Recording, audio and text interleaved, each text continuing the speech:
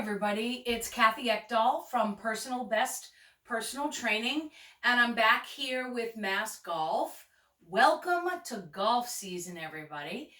I'm really excited that the season is open and that we can all get back to having the great game that we deserve and are accustomed to. But of course, a great game always depends on your efforts outside of the course. So yes, we want to play as much as we can, but what are you doing outside of the course? What are you doing in the gym? Are you strengthening your core muscles? Are you working on your golf muscles? Are you stretching areas that have decreased flexibility and mobility? Those are all things that you want to think about for off course at the gym. And those are pretty simple concepts. But in addition to going to the gym and playing golf, we have our practice. And practice is everything for some people, especially like me, a high handicapper. So whenever I go to practice or whenever I go to play, I always do a pre-round warm-up and activation series. So in golf, a lot of people think about a warm-up as stretching. And I want you to think about that a little bit as you prepare for this season. What does stretching do? Think about that for a second. Well, we know that stretching hopes to elongate tight muscles. Honestly, sometimes stretching really can't hold the mobility and flexibility that you think it can. So you might not really be getting a lot out of your stretching unless you do some other things as well. So if you're stretching, but you're not strengthening, those tight muscles, those shortened muscles, they just go back to where they were before. So make sure that you're stretching and strengthening off course, but when it comes to pre-round or pre-practice, be careful with your stretching. We know that one of the things stretching does is it shuts down muscles. We don't want to shut down muscles before golf. We want to activate muscles. So sure, stretch a few tight parts. You can stretch your chest. You can stretch your hips. You can stretch your hip flexors. Don't hold the stretches a long time. 10 seconds, 15 seconds at the max, and repeat them 2 or 3 times. Don't hold one long stretch for 30 seconds or more because you're going to decrease your muscle activation. You're going to decrease your golf power. So what do we do for our warm-up if we're not stretching? Well, we mobilize our joints. That means we move the joints in a way that we might need to move them during golf, whether it's a hip circle or an arm circle or even some shoulder rotation like this. Those are all mobilizations that would be much more beneficial than the static stretching you might be used to before golf. But today's topic is about muscle activation. So I'm going to show you 2 or 3 little drills that you can do pre-practice or pre-golf that helps to wake up your muscles. Because honestly, stretching doesn't do that. Stretching does not wake up muscles. Mobilizations of the joint do, and some of the things I'm going to show you right now. So in golf, we want to make sure that our glutes and our core are activated. And we want to make sure that we have our upper back and our shoulders ready for golf as well. So I'm going to start with that. I like to use a light band like this, and we're going to use this band to wake up the shoulder muscles. So if you never do strength training, this would actually be a strength training drill that you can incorporate into the gym. But if you do strength training, then this would be more of an activation drill. So I know that my arms need to be able to come back and then across my body. So I use this tube to wake up my upper back muscles. And again, this can also be strengthening outside of the gym. When we use it for pre-golf, we're just going to do 8 or so. That's it.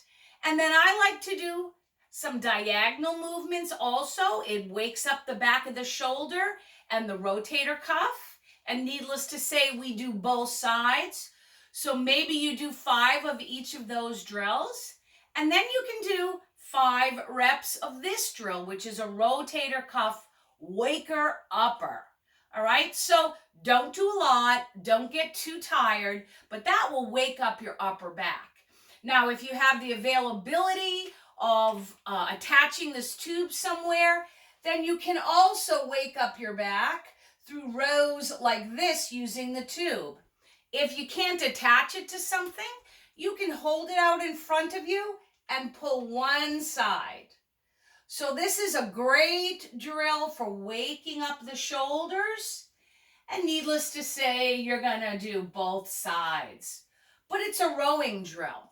So that's great for the upper body wake up. All right, what about the lower body wake up? Well, I'm gonna show you 2 different things. Number 1, we know that in golf, we're in a hip hinge. So at my address, I'm in a hip hinge. Okay, so preparing our body for this angled movement and then preparing our body, more importantly, for getting our hips through in the swing should be a top priority for you. So here's how I do it. Easy way. I bring my hands behind my back and with soft knees, that means slightly bent, I'm going to do what's called a good morning. And all the good morning does is wake up your hamstrings, get your tush going, get it through the ball. And I'm going to do 8 or 10 of these just to wake up my body. It's the same as a Romanian deadlift. I bend my knees more in a Romanian deadlift, but here for this, I keep the knees pretty still. So that's one version of a waker upper for your core and your hips.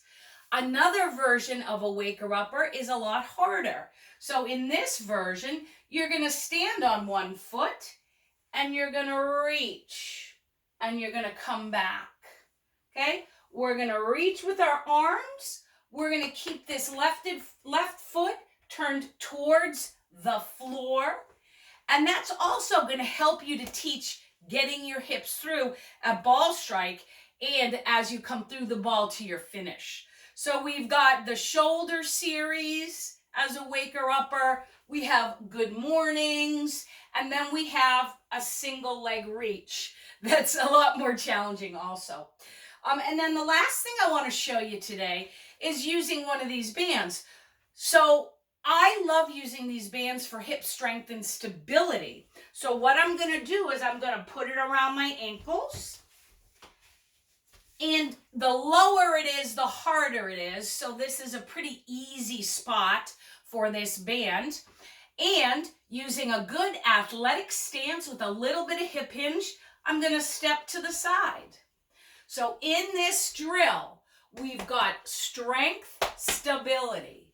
Strength, stability. So you're working both strength and stability for your hips.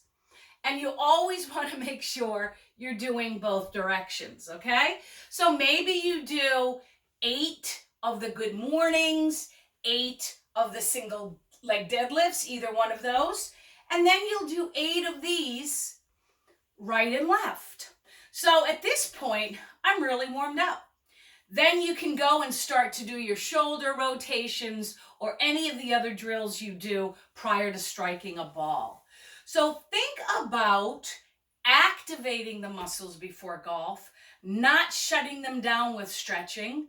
We don't recommend a lot of stretching pre-round. We recommend mobilizations of the joint and then activation of the important muscles in golf. So I hope that helps. You can always email me anytime, Kathy@personalbestpersonaltraining.com. And if you're doing no strength training whatsoever, these exercises are taxing. So maybe take the lowest level possible and only do a few. But these are also, all the things I showed you, excellent entry-level exercises for the fitness room, okay? So try all those, email me anytime, and I look forward to seeing you next month.